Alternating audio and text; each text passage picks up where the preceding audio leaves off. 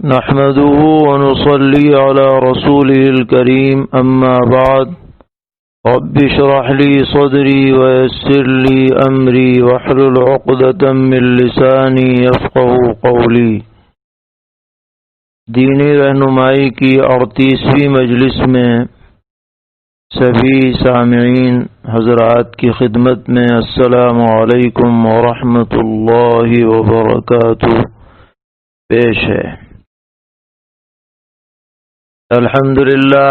ذی الحجہ کا مہینہ شروع ہو چکا ہے، عید الاضحیٰ کی آمد ہے۔ بہت سے حضرات نے عید الاضحیٰ اور قربانی کے سلسلے میں سوالات ارسال فرمائے ہیں، اور ہم ایسے سبھی حضرات کے بہت مشکور ہیں کہ ان کی وجہ سے بہت سے اہم اور ضروری مسائل سامعین کے سامنے آ جاتے ہیں۔ اللہ تعالی ان سب کو جزائے خیر عطا فرمائے۔ ایک سوال بھیجا گیا ہے کہ ذی الحجہ کے مہینے میں کتنے روزے رکھنے ضروری ہیں، اور اگر کسی نے ایک دن کے اعتکاف کی نظر مانی ہو تو کیا وہ ذی الحجہ کے روزوں کے ساتھ اعتکاف کر سکتا ہے؟ تو اس بارے میں یاد رکھنا چاہیے کہ ذی الحجہ کے شروع عشرے میں 9 دن تک روزے رکھنا مستحب ہے، واجب اور ضروری نہیں ہے۔ جس کو موقع ہو، سہولت ہو، وہ رکھے تو بڑی سعادت کی بات ہے۔ بعض روایات میں یہ مضمون وارد ہے کہ ذی الحجہ کے شروع دنوں کے اندر ہر روزے کا ثواب 1 سال کے روزوں کے برابر ہے، اور خاص طور پر جو 9ویں تاریخ کا روزہ ہے یوم عرفہ کا، جو اس سال ہمارے یہاں انشاءاللہ جمعہ کا دن پڑ رہا ہے، یوم عرفہ یہاں پر، تو یہ روزہ خاص طور پر مزید فضیلت رکھتا ہے۔ نبی اکرم علیہ الصلوۃ نے فرمایا کہ گزشتہ 1 سال کے گناہ جو چھوٹے موٹے ہو جاتے ہیں ان کی معافی کا ذریعہ ہے، اور آئندہ کے سال میں بھی گناہوں کا کفارہ یہ روزہ بنے گا۔ اس لیے جو حضرات بسہولت یہ پورے روزے یا جتنے بھی رکھ سکیں رکھیں تو بڑی فضیلت ہوگی۔ اور رہا یہ سوال کہ اگر کسی نے اعتکاف کی نظر مانی ہو تو ذی الحجہ کے روزے کے ساتھ اعتکاف درست ہے یا نہیں، تو اس میں بھی کوئی حرج نہیں ہے۔ مسجد میں جا کر جتنے دن اعتکاف کی نظر مانی ہے روزے کے ساتھ اعتکاف کر لے، اور اگر عورت نے نظر مانی ہے تو وہ اپنے گھر کے کسی حصے میں اعتکاف کر لے۔ ایک صاحب نے سوال کیا ہے کہ زکوٰۃ اور قربانی وغیرہ میں چاندی کا نصاب 52.5 تولہ بتایا جاتا ہے، اور تولہ جو ہے وہ تقریباً 12.5 گرام کا 1 تولہ ہوتا ہے۔ اس اعتبار سے 52.5 تولہ نصاب کی بات مشہور ہے، لیکن وہ سوال کرتے ہیں کہ آج کل عام طور پر سناروں کے یہاں 10 گرام کا 1 تولہ مانا جا رہا ہے۔ اب اگر 10 گرام کے اعتبار سے دیکھا جائے تو چاندی کا نصاب تقریباً 61 تولے تک پہنچتا ہے 10 گرام کے حساب سے۔ تو کیا ہم لوگوں کو یہ بتلا سکتے ہیں کہ آج کل 10 گرام کے تولے کے اعتبار سے چاندی کا نصاب تقریباً 61 تولہ بیٹھ رہا ہے، تو کوئی حرج کی بات نہیں ہے۔ اصل نصاب تو وہی ہے پرانا والا 52.5 تولہ جو پرانے تولے کے اعتبار سے ہے، اور نئے معروف تولے کے اعتبار سے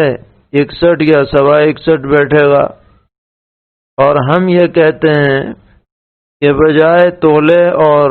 ماشے کے حساب کے اب گراموں کے اعتبار سے حساب طے کر دیا گیا ہے، اور وہ ہے تقریباً 613 گرام۔ لہذا تولے اور ماشے کی بات کہے بغیر اگر یہ کہا جائے کہ چاندی کا نصاب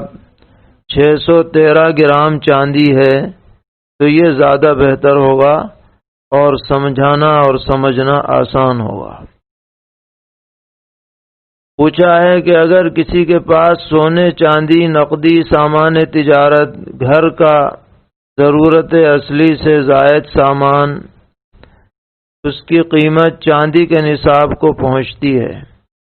مگر سونے کے نصاب کو نہیں پہنچتی، تو کیا قربانی کے وجوب میں سونے کے نصاب کا اعتبار کر سکتے ہیں یا چاندی کے نصاب کا اعتبار ضروری ہوگا؟ تو آج کل عام طور پر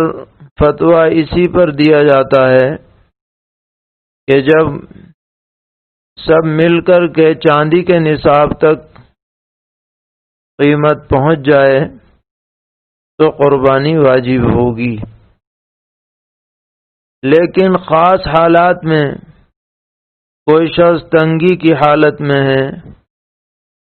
اور اس کے لیے قربانی کرنا دشوار ہو رہا ہے، تو غیر کامل نصاب میں، یعنی جب کہ سونے کا بھی کامل نصاب نہ ہو، چاندی کا بھی کامل نصاب نہ ہو،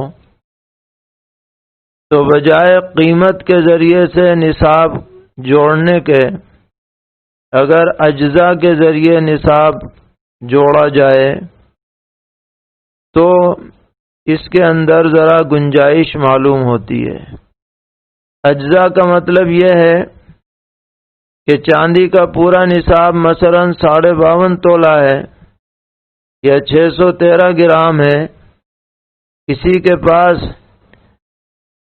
305 گرام چاندی ہے فرض کیجئے، تو یہ سمجھا جائے گا کہ اس کے پاس چاندی کا آدھا نصاب ہے، اور سونے کا جو نصاب ہے وہ 87.5 گرام کے قریب ہے، تو فرض کیجئے کہ کسی کے پاس 25 یا 25 ہی سمجھ لیجئے 25 گرام سونا ہے، تو اب ظاہر ہے کہ قیمت کے اعتبار سے اگر جوڑا جائے تو سب ملا کر کے قیمت چاندی کے نصاب کو تو ضرور ہی پہنچ جائے گی، کیونکہ 10 گرام سونا ہی آج کی تاریخ میں 50-52 ہزار کا ہے۔ لیکن اگر اس اعتبار سے دیکھا جائے کہ 87.5 کے لحاظ سے 25 گرام جو سونا ہے وہ تقریباً 1/3 سے کچھ زیادہ بیٹھتا ہے، اور ادھر اس کے پاس آدھی نصاب کے بقدر چاندی ہے، تو آدھا اور تہائی مل کر کے کل نصاب پورا نہیں ہوا باعتبار وزن کے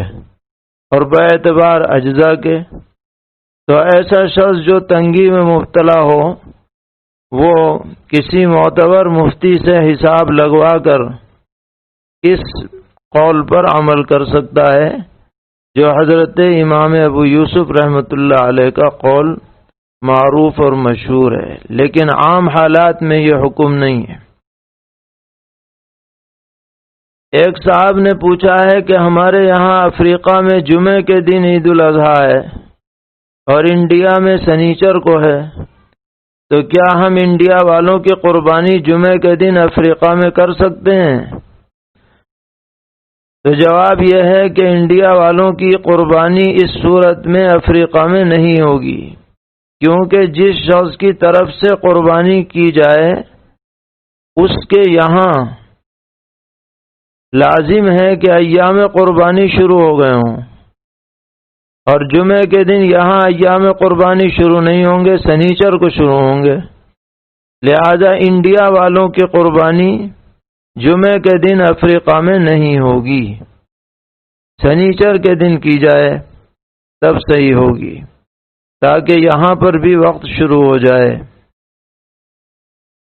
ایک سوال ہے کہ ایک بکرا ہے جس کے دانت ابھی نہیں نکلے، لیکن مالک کہہ رہا ہے کہ یہ 1 سال کا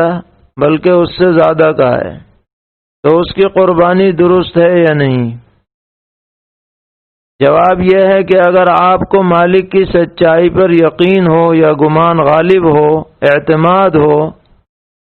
تو آپ اسے خرید کر قربانی کر سکتے ہیں، اور اگر شک ہو تو قربانی نہ کریں۔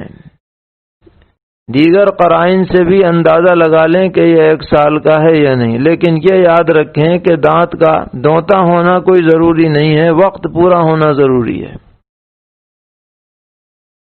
اگر کسی بڑے جانور کی عمر 2 سال سے کم ہے لیکن وجود کے اعتبار سے کافی موٹا تازہ ہے، تو اس کی قربانی درست ہے یا نہیں؟ تو چونکہ 2 سال سے کم ہے تو چاہے کتنے ہی فربا ہو اس کی قربانی صحیح نہیں ہے، یہ وقت متعین ہے، اس کے اندر کمی قابل قبول نہیں ہے۔ ایک اہم سوال یہ ہے جو یاد رکھنے کے قابل ہے کہ قربانی کی شرعی حیثیت کیا ہے، کیا واجب ہے یا سنت؟ اگر اس سلسلے میں ائمہ کی آراء مختلف ہوں تو موجودہ صورتحال لاک ڈاؤن وغیرہ کی وجہ سے آسانی کے پیش نظر کسی دوسرے امام کے قول پر عمل کیا جا سکتا ہے یا نہیں؟ اور سوال میں یہ بھی پوچھا ہے کہ ترمذی شریف میں روایت ہے کہ حضرت عبداللہ ابن عمر رضی اللہ تعالی عنہما سے پوچھا گیا کہ قربانی واجب ہے یا نہیں، تو آپ نے جواب میں یہ ارشاد فرمایا کہ ضحى رسول اللہ صلی اللہ تعالی علیہ وسلم والمسلمون، کہ پیغمبر علیہ الصلوۃ نے بھی قربانی کی اور مسلمانوں نے بھی قربانی کی۔ پھر دوبارہ سائل نے یہی سوال کیا تو آپ نے پھر اسے یہی جواب دیا کہ حضور نے بھی قربانی کی اور مسلمانوں نے بھی قربانی کی۔ تو امام ترمذی رحمۃ اللہ علیہ نے اس حدیث کو نقل فرما کر یہ ثابت کیا ہے کہ قربانی واجب نہیں ہے، اگر واجب ہوتی تو حضرت ابن عمر رضی اللہ تعالی عنہما سائل کو صاف جواب دیتے کہ قربانی واجب ہے، یہ گول مول جواب نہ دیتے۔ تو اس حدیث کو سامنے رکھ کر کے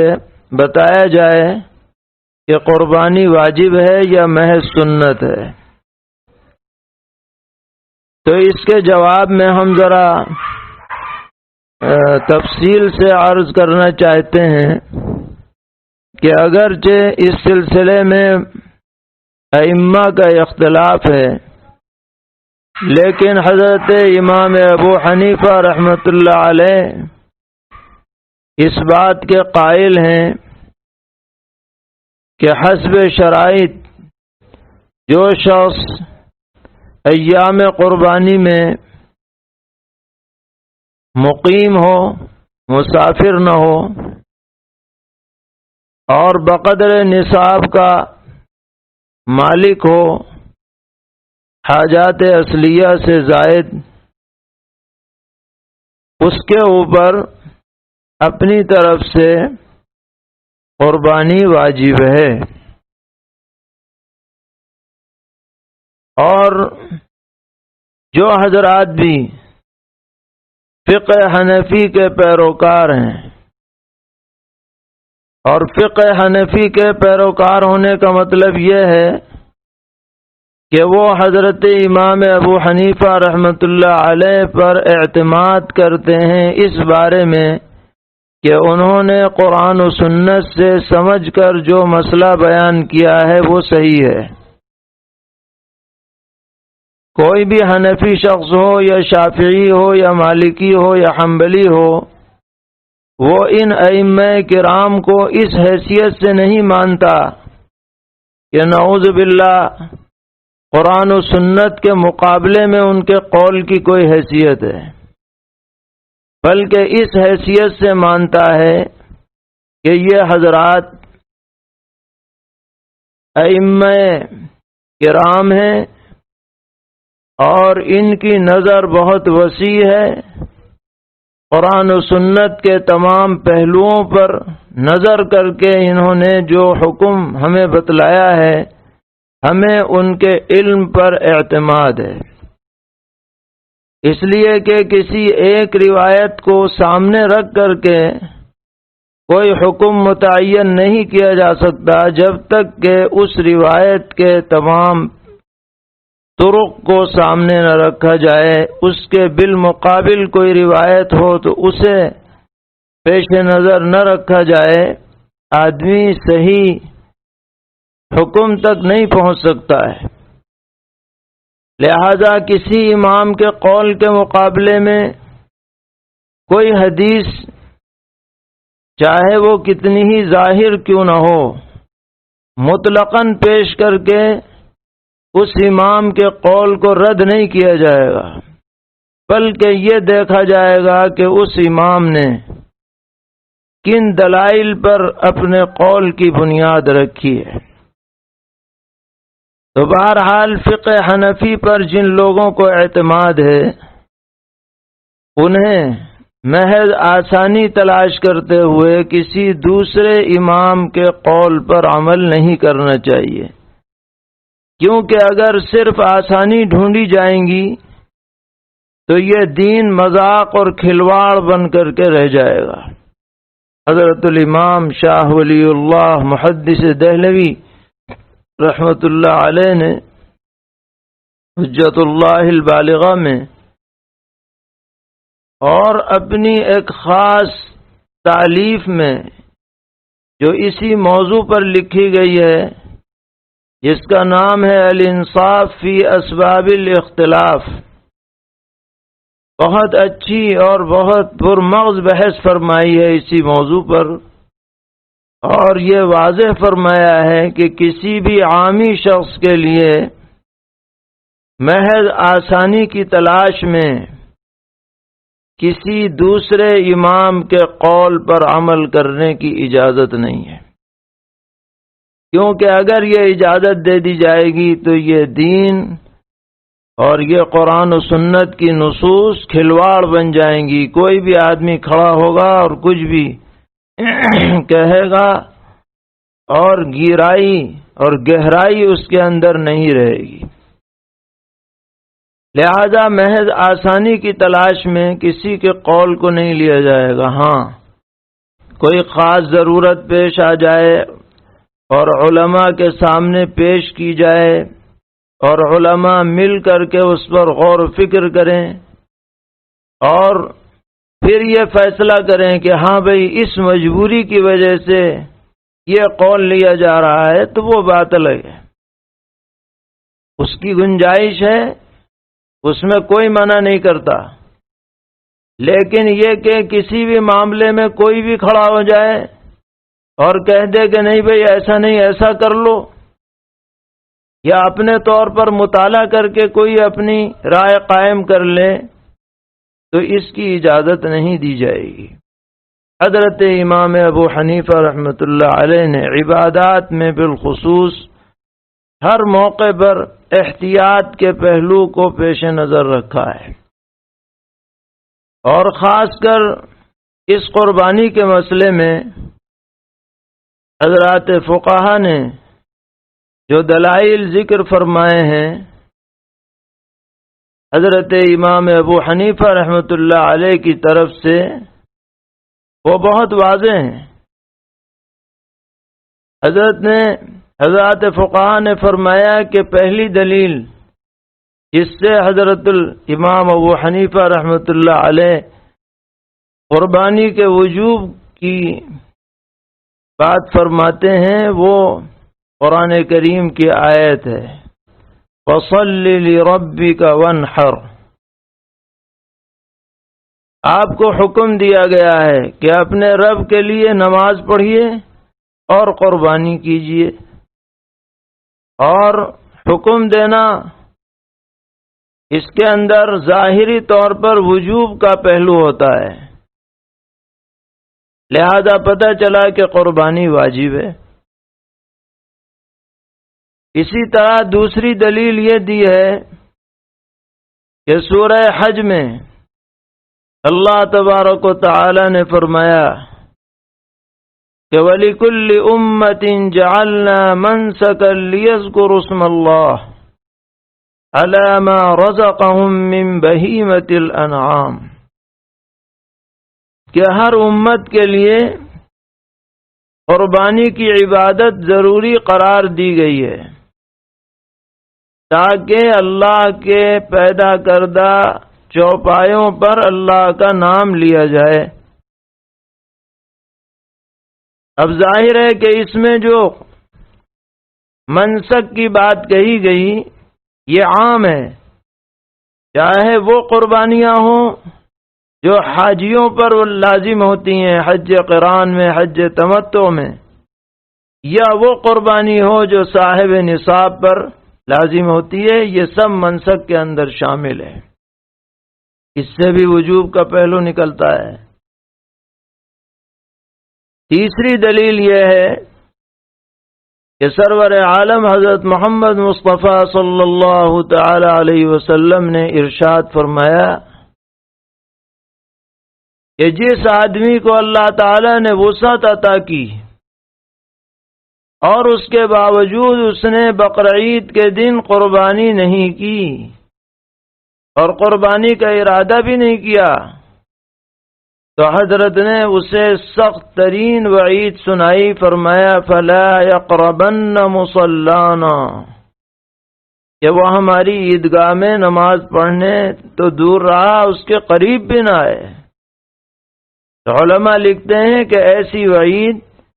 کسی خالی مستحب یا مسنون حکم کے بارے میں نہیں ہوگی، بلکہ یہ جبھی ہوگی جبکہ اس کو کم از کم واجب کے درجے میں رکھا جائے۔ تو یہ حدیث وعید بھی ہے، تنبیہ بھی ہے، اور اس کے ضمن میں یہ پہلو بھی نکلتا ہے کہ قربانی کرنا صاحب وسعت لوگوں پر لازم اور ضروری ہے۔ اسی طرح چوتھی دلیل یہ ہے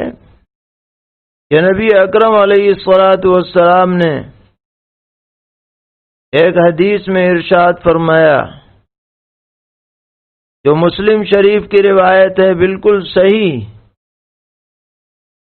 کہ جو آدمی عید کی نماز سے پہلے قربانی کر لے اس کی قربانی معتبر نہیں ہے، اس کے بدلے میں اسے دوسری بکری ذبح کرنی پڑے گی، اور جس نے عید سے پہلے قربانی نہیں کی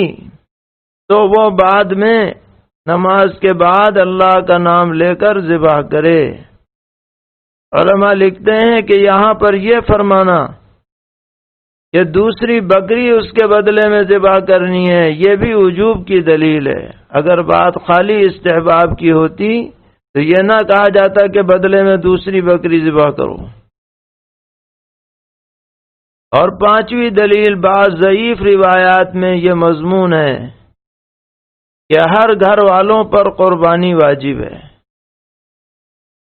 تو ان روایات کے ہوتے ہوئے ان سے صرف نظر نہیں کیا جا سکتا۔ اب اگر کسی روایت سے ایسا معلوم ہوتا ہے کہ وہ محض سنت ہے تو ان روایتوں کو سامنے رکھتے ہوئے اس کا یہ مطلب سمجھا جائے گا کہ سنت سے مراد ایسا عمل جو سنت سے ثابت ہو، یعنی نبی اکرم علیہ الصلاۃ والسلام کے معمول سے اور آپ کی عادت مبارکہ سے ثابت ہو، کیونکہ واجب بھی اس معنی کر سنت ہی ہے کہ حضور سے جو چیز ثابت ہے وہ سنت بھی ہے اور واجب بھی ہے، لہذا سنت اور واجب میں کوئی تعارض نہیں ہے حقیقت کے اعتبار سے۔ جیسے عید کی نماز سنت بھی ہے واجب بھی ہے، وطر کی نماز سنت بھی ہے واجب بھی ہے۔ اور رہ گئی یہ روایت جو حضرت ابن عمر رضی اللہ تعالی عنہما کی سائل نے پیش کی ہے، علامہ عینی رحمۃ اللہ علیہ نے اس پر گفتگو فرماتے ہوئے بہت اچھی بات ارشاد فرمائی کہ فرمایا کہ اس سے تو قربانی کا وجوب ثابت ہو رہا ہے، اس لیے کہ حضرت ابن عمر رضی اللہ عنہما بار بار یہ فرماتے رہے کہ ضحى رسول اللہ صلی اللہ علیہ وسلم والمسلمون، کہ حضور نے بھی قربانی کی، مسلمانوں نے بھی کی، اس کا مطلب یہ مسلمانوں کا معمول چلا آ رہا ہے۔ اب سوال یہ ہے کہ انہوں نے صاف صاف واجب کیوں نہیں کہا؟ تو ممکن ہے کہ اس لیے نہ کہا ہو کہ کوئی یہ نہ سمجھ لے کہ یہ فرض ہے، فرض کا درجہ الگ ہے، واجب کا درجہ الگ ہے، اس لیے آپ نے یہاں پر وضاحت سے واجب نہیں کہا بلکہ ایسا جواب دیا کہ جس سے خود بخود وجوب کا پہلو نکلتا ہے، سمجھنے والے کے لیے اتنا کافی ہے۔ اس لیے احتیاط اسی میں ہے، اور بلا شبہ یہ قول احتیاط پر مبنی ہے کہ قربانی کو واجب کہا جائے، محض سنت کر کے اس کے عمل کو ہلکا نہ کیا جائے کہ بھئی کر لو تو ٹھیک ہے، نہ کر لو تو بھی ٹھیک ہے، ایسا کچھ نہیں ہے۔ اور جو حالات کی بات بتائی جا رہی ہے یہ بھی کوئی عذر نہیں ہے، کیونکہ شریعت میں اس کا بدل موجود ہے۔ حالات کی وجہ سے کوئی قربانی نہ کر سکے تو وقت گزرنے کے بعد جانور لے رکھا ہو تو وہ زندہ صدقہ کرے، نہیں تو اس کے بقدر پیسے صدقہ کر دے۔ تو اس کو بنیاد بنا کر کے دوسرے مذہب کا قول اختیار نہیں کیا جائے گا۔ ایک صاحب نے پوچھا ہے کہ اگر کسی جانور کے رسولی ہو اور وہ پھوٹ کر زخم کی صورت اختیار کر لے تو اس کی قربانی کا کیا حکم ہے؟ قربانی کا جانور بے عیب ہونا چاہیے۔ اب اگر یہ رسولی ناسور بن چکی ہے اور زخم سے خون وغیرہ رشتہ رہتا ہے تو یہ ایک عیبدار جانور ہوگا، اس لیے ایسی جانور کی قربانی نہ کی جائے، یہ ٹھیک نہیں ہے۔ سوال یہ ہے کہ کیا گابھن جانور کی قربانی کر سکتے ہیں؟ جواب ہے کہ کر تو سکتے ہیں لیکن مکروہ ہے، یعنی اگر کر لیں گے تو قربانی تو ہو جائے گی، لیکن اگر پہلے سے علم ہو تو ایسے جانور کو قربانی کے لیے متعین نہ کیا جائے۔ ایک اور سوال ہے کہ قربانی کا جانور خریدنے کے بعد اگر اس کے بچہ پیدا ہو جائے تو اس کا کیا کرنا چاہیے؟ جواب یہ ہے کہ اس بچے کو بھی ذبح کر دیا جائے ساتھ میں، اور اگر گابھن جانور تھا اور اس کو ذبح کیا گیا اور اس سے بچہ پیٹ سے نکلا تو اگر وہ بچہ مردہ نکلا ہے تو وہ مردار ہے ہمارے نزدیک، اس کو ویسے ہی پھینک دیا جائے گا، اسے کھایا وایا نہیں جائے گا۔ اور اگر وہ زندہ نکلا ہے تو اس کو پھر ذبح کرنا پڑے گا، اور ذبح کرنے کے بعد کوئی استعمال کرنا چاہے تو کر سکتا ہے۔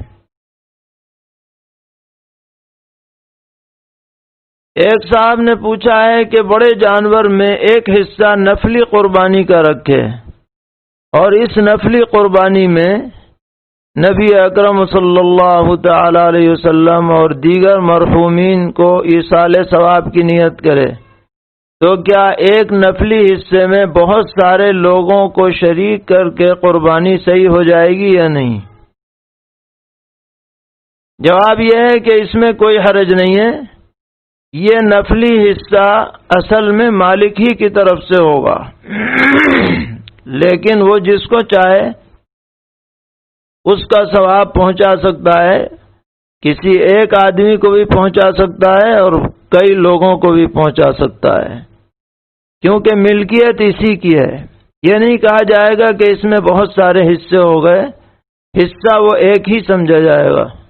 چاہے ثواب کتنوں کو پہنچا دیا جائے۔ نبی اکرم علیہ الصلاۃ والسلام نے ایک مینڈھا ذبح فرمایا اور فرمایا کہ یہ میری پوری امت کی طرف سے ہے۔ تو ظاہر ہے کہ یہ جو آپ نے مراد لیا، اس سے مطلب یہ تھا کہ اس کا ثواب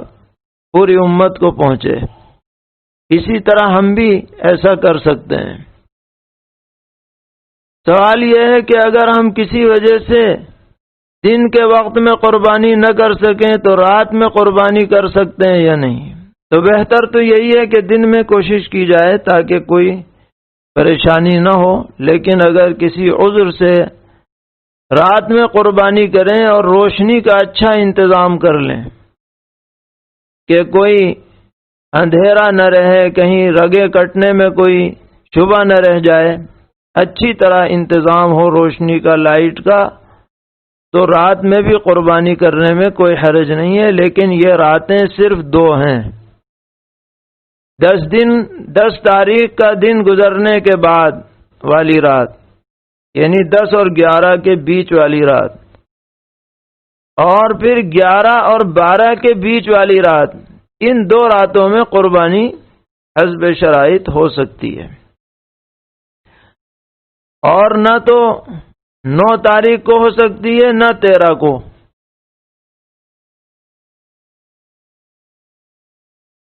سوال پوچھا ہے کہ ایک عورت اپنے رشتہ داروں سے معاشی تنگی کی وجہ سے بطور مدد ماہانہ کچھ رقم لیتی ہے، تو کیا وہ اس سے قربانی کر سکتی ہے؟ اور کیا اس رقم سے اپنی زکوٰۃ بھی ادا کر سکتی ہے؟ اگر یہ مدد اسے للہ رقم سے کی جاتی ہے تو اس کے لیے یہ رقم لینا جائز ہے، اور پھر وہ چاہے قربانی کرے چاہے اپنی زکوٰۃ ادا کرے۔ لیکن اگر وہ خود صاحب نصاب ہے پہلے سے، تو اس کے لیے زکوٰۃ کی رقم لینا جائز نہیں ہے۔ زکوٰۃ کی رقم وہی لے سکتی ہے یا لے سکتا ہے جس کے پاس نصاب کے بقدر مال نہ ہو۔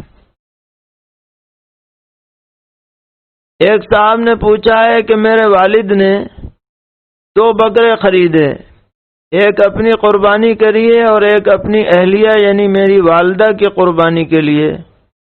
اور بکرا خریدنے کے بعد والد صاحب نے کہا کہ بیٹا تمہاری والدہ کی قربانی کا حصہ تو بڑے جانور میں لے لیا ہے، اب ان 2 بکروں میں سے ایک بکرا تم اپنی قربانی کر لو۔ تو سوال یہ ہے کہ کیا میں اس بکرے میں قربانی کر سکتا ہوں؟ جواب یہ ہے کہ جو بکرا والد صاحب نے والدہ کی طرف سے نیت کر کے خریدا ہے اور والدہ کی طرف سے وہ قربانی کرتے چلے آئے ہیں پہلے سے، والدہ کی صراحتاً اجازت کی ضرورت نہیں ہے، جیسا کہ سوال سے بھی یہی معلوم ہو رہا ہے، تو وہ بکرا والدہ کے لیے متعین ہو چکا، اس لیے اس بکرے کو کسی اور کے نام سے ذبح نہیں کیا جائے گا۔ آپ اپنا حصہ بڑے میں لے لیں یا جس میں چاہے لے لیں، لیکن جو بکرا والدہ کے لیے خریدا گیا ہے وہ آپ کی طرف سے قربانی اس کی صحیح نہیں ہوگی۔ ایک سوال ہے کہ قربانی کے جانور میں اگر کچھ شرکاء عقیقے کی نیت سے شامل ہوں اور کچھ قربانی کی نیت سے، تو جانور ذبح کرتے وقت کیا دعا پڑھی جائے گی؟ دعا تو وہی پڑھ لیں جو پڑھتے ہیں، بسم اللہ اللہ اکبر، بس جن کی جو نیت ہے وہ اپنے دل میں نیت کریں، وہ کافی ہے۔ اور جو قربانی کرنے والا ہے، ذبح کرنے والا، وہ خالی نیت کر لے کہ بھئی اتنے حصے عقیقے کے فلاں کی طرف سے، اتنے فلاں کی طرف سے قربانی کے، تو یہ بھی درست ہے۔ اسی ضمن میں ایک سوال ہے کہ بڑے جانور کے گلے پر چھری چلانے کے وقت ساتوں شرکاء کا نام لینا ضروری ہے یا مطلق نیت کافی ہے؟ نام لینا ضروری نہیں ہے، مطلق نیت کافی ہے۔ اور جانور جن کے نام سے خریدا گیا ہے انہی کے نام پر خود بخود متعین ہو جاتا ہے۔ ایک اور اہم سوال ہے، اور آج کل یہ پوچھا بھی جاتا ہے اور بعض لوگ اسے لوگوں میں بہت چلاتے بھی ہیں، کہ ایک حصے کی قربانی گھر کے تمام افراد کی طرف سے کافی ہے یا نہیں؟ اگر نہیں ہے تو حضرت ابو ایوب انصاری رضی اللہ تعالی عنہ کی اس حدیث کا کیا جواب ہوگا کہ حضرت عطا ابن یسار فرماتے ہیں کہ میں نے حضرت ابو ایوب انصاری رضی اللہ تعالی عنہ سے پوچھا کہ پیغمبر علیہ السلام کے زمانے میں قربانیاں کیسے ہوا کرتی تھیں؟ تو آپ نے فرمایا کہ آدمی ایک بکری اپنی طرف سے اور اپنے گھر والوں کی طرف سے قربانی کیا کرتا تھا اور سب مل کر کے کھا پی لیتے تھے، لیکن اب لوگ اس بارے میں ایک دوسرے سے فخر و مباحات کرنے لگے ہیں۔ تو اس سے تو بالکل یہ بات واضح ہوتی ہے کہ ایک بکری پورے گھر والوں کی طرف سے کافی ہے، اور ہم نے اب تک یہی سن رکھا ہے کہ ایک بکری ایک ہی کی طرف سے کافی ہوگی۔ تو اس بارے میں وضاحت کی جائے، یہ سوال ہے۔ تو جواب یہ ہے کہ کسی بھی ایک روایت کو سامنے رکھ کر کے مسئلے کا حکم واضح نہیں ہو سکتا ہے، جب تک کہ اس موضوع کی تمام روایتوں کو پیش نظر نہ رکھا جائے۔ ابھی اس معاملے میں ہمارے سامنے ایک دوسری روایت ہے، اور وہ روایت بھی صحیح ہے کہ نبی اکرم علیہ الصلاۃ والسلام نے سخت تنبیہ فرمائی کہ من وجد ساعة فلم يضحي فلا يقربن مصلانا، کہ جو شخص گنجائش کے باوجود قربانی نہ کرے وہ ہماری عیدگاہ کے قریب نہ آئے۔ اب اس میں من بالکل عام ہے اور وجد ساعتن بھی عام ہے، اور اس کا اطلاق ہر اس شخص پر ہوتا ہے جس کے اندر قربانی کی وسعت ہو۔ اب وہ پورے گھر میں ایک بھی ہو سکتا ہے، دو بھی ہو سکتے ہیں، تین بھی ہو سکتے ہیں۔ لہذا اس روایت سے یہ بات بالکل واضح ہوتی ہے کہ مدار قربانی کا گنجائش پر ہے، صاحب نصاب ہونے پر ہے، استطاعت پر ہے، اور جو شخص استطاعت کے باوجود قربانی نہ کرے وہ قابل مذمت ہے۔ یہ بات اس روایت سے نکلی، اور حضرت ابو ایوب انصاری رضی اللہ تعالی عنہ جو فرما رہے ہیں وہ اس کے خلاف نہیں ہے، اس لیے کہ ان کے ارشاد کا محمل یہ ہے کہ دور نبوت میں جو حضرات صحابہ کرام رضی اللہ تعالی عنہم تھے ان میں زیادہ تر معمول یہ تھا کہ جس شخص پر قربانی واجب ہوتی تھی بس وہی اپنی واجب قربانی زیادہ تر کیا کرتا تھا، اور اسی میں اجر و ثواب کے اندر اپنے دیگر اعزاء کو بھی شامل کر لیتا تھا، گھر والوں کو بھی۔ یہ نہیں ہے کہ وہ لوگ بھی اگر صاحب استطاعت ہوں تو ان کی طرف سے بھی وہ قربانی کافی ہو جائے۔ یہ مطلب لینا اس روایت کا ضروری ہے تاکہ اس کا ٹکراؤ من وجد ساعتن والی روایت سے نہ ہو۔ تطبیق کی شکل دی جائے گی اور وہ پہلو اختیار کیا جائے گا جس کے اندر احتیاط ہو، اور احتیاط اسی میں ہے کہ ایسے شخص پر جو قربانی کی وسعت رکھتا ہو اس پر اپنی طرف سے قربانی واجب ہے، چاہے وہ گھر میں ایک ہوں یا دو ہوں یا زائد ہوں۔ بعد میں جب اللہ تعالیٰ نے فتوحات دے دیں اور وسعت ہو گئی، عام ہو گئی، تو لوگ اپنی بھی قربانی کرنے لگے اور نفلی قربانی بھی کثرت سے کرنے لگے۔ اسی کو حضرت ابو ایوب انصاری رضی اللہ عنہ نے یہ فرمایا کہ لوگ فقر و مباحات کر رہے ہیں، لہذا اس سے یہ ثابت نہیں ہو رہا کہ ایک قربانی سب کی طرف سے کافی ہے۔ ایک اہم سوال اور ہے کہ کسی کے پاس قربانی کے پیسے ہیں اور وہ جانور خرید کر قربانی کرنے پر قادر بھی ہے، لیکن اس کا پڑوسی یا رشتہ دار مالی اعتبار سے سخت پریشان ہے، تو کیا وہ قربانی نہ کر کے اس کی مدد کر سکتا ہے؟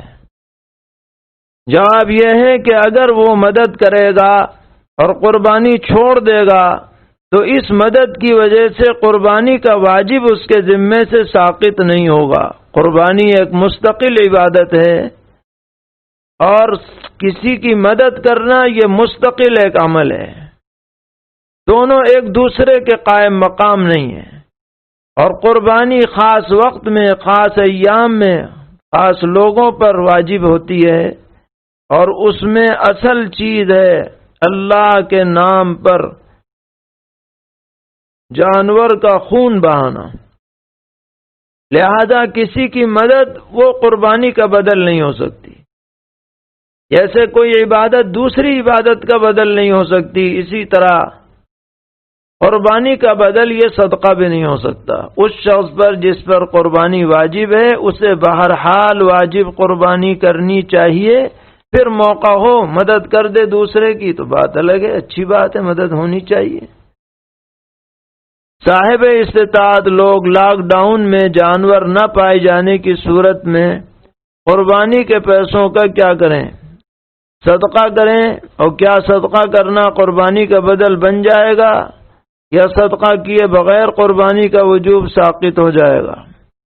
ایسے لوگوں پر قربانی واجب ہے، اگر اپنے یہاں نہ ہو سکے دوسری جگہ کرائیں، اعتماد والی جگہوں پر، اور قربانی کے وقت سے پہلے یا قربانی کے دنوں میں صدقہ کرنے سے قربانی کا واجب ادا نہ ہوگا۔ ہاں اگر کوشش کی گئی، اس کے باوجود موقع نہیں ملا، کوئی صورت نہیں بن سکی اور قربانی کے ایام گزر گئے، تو اب حسب ضابطہ جانور کی قیمت یا حصے کی قیمت دینی ان پر لازم ہوگی۔ بعض علاقوں میں مکمل طور پر لاک ڈاؤن ہے، گھر سے نکلنے کی بھی اجازت نہیں ہے، ایسی صورت میں اگر لوگ جانور نہ خرید سکیں تو ان کے لیے عید کی نماز اور قربانی کا کیا حکم ہے؟ عید کی نماز تو حسب شرائط مساجد وغیرہ میں ادا کر لی جائے، قربانی دوسری جگہ کرانے کی فکر کریں۔ اگر کوئی صورت بھی ممکن نہ ہو تو وقت گزرنے کے بعد قربانی کی قیمت غریبوں پر صدقہ کریں۔ لاک ڈاؤن کی وجہ سے پوری کوشش کے باوجود اگر شرائط کے مطابق قربانی کے لیے مطلوبہ جانور نہ ملے، عیبدار ملے یا 1 سال سے کم کی عمر کا ملے، تو ان جانوروں کی قربانی کا کیا حکم ہے؟ ایسے جانوروں کی قربانی نہیں کی جائے گی، نہ عیبدار کی نہ کم عمر والے کی۔ اگر کوئی شکل نہ نکلے تو وقت گزرنے کے بعد صدقہ کرنا ہوگا۔ اگر صاحب استطاعت شخص فربا جانور نہ خرید کر درمیانی درجے کا جانور خریدے اور بقیہ پیسوں سے غریبوں کی مدد کر دے، اختیار ہے، لیکن فربا خریدے گا، اچھا خریدے گا بغیر کسی ناموری کے تو اس کا ثواب الگ ہے۔ لیکن بہرحال متوسط بھی خرید سکتا ہے اور پیسے صدقہ بھی کر سکتا ہے جو بقیہ درمیانی پیسوں کی بچت ہو۔ اگر حکومت کی طرف سے عید الاضحیٰ کی نماز پڑھنے کی اجازت نہ ہو اور لوگ نماز نہ پڑھ سکیں تو کیا صبح صادق سے پہلے قربانی کر سکتے ہیں یا طلوع آفتاب کے بعد قربانی کریں؟ دیکھیے، عید الاضحیٰ پڑھنے کا جہاں تک معاملہ ہے تو مساجد میں حکومت کی اجازت اور احتیاطی تدابیر اختیار کرتے ہوئے کسی بڑی آبادی میں اگر ایک جگہ بھی نماز ہو جائے تو اس کے بعد قربانی کرنے کی اجازت ہو جاتی ہے، اور اس میں مساجد کی بھی قید نہیں ہے، کسی بیٹھک میں ہو جائے، کسی حال میں ہو جائے، حسب شرائط اشراق کے وقت میں شہر میں کسی ایک جگہ بھی اگر عید کی نماز ادا کر لی گئی عید الاضحیٰ کی تو اس کے بعد تمام شہر والوں کے لیے قربانی کرنا جائز ہو جاتا ہے، چاہے قربانی کرنے والوں نے ابھی نماز پڑھی ہو یا نہ پڑھی ہو۔ پھر بھی کوشش کرنی چاہیے کہ نماز پڑھنے کے بعد قربانی کریں، اور اگر بالفرض کوئی ایسی جگہ ہے کہ جہاں مسجد میں، بیٹھک میں، حال میں شرائط کے ساتھ ایک جگہ بھی عید کی نماز نہ پڑھی جا سکے تو ایسے لوگوں کے لیے بہتر ہے کہ زوال کے بعد قربانی کریں، 10 تاریخ کو زوال کے بعد۔ باقی اگر پہلے بھی کر لیں گے صبح یعنی طلوع آفتاب کے بعد پھر بھی ہو جائے گی، مگر بہتر نہیں ہے، بہتر ہے کہ زوال کے بعد کریں اگر ایسی خاص شکل ہو۔ ایک سوال یہ ہے کہ موجودہ حالات میں اہل مدارس عوامی قربانی کی ذمہ داری لیں یا نہ لیں؟ اس کا تعلق مسئلے سے نہیں ہے بلکہ حالات اور انتظامات سے ہے۔ جن لوگوں کے لیے سہولت ہو بآسانی وہ لے لیں اور جن کے لیے دشواری ہو وہ نہ لیں، اختیار ہے، مسئلے سے اس کا تعلق نہیں ہے۔ اللہ تعالی بعافیت بسہولت اس عبادت کو سب جگہ انجام دینے کی توفیق عطا فرمائیں اور ہر طرح کی رکاوٹوں کو دور فرمائیں۔ وصلی اللہ تعالی علی خیر خلقہ محمد وآلہ وصحبہ اجمعین برحمتک یا ارحم الراحمین۔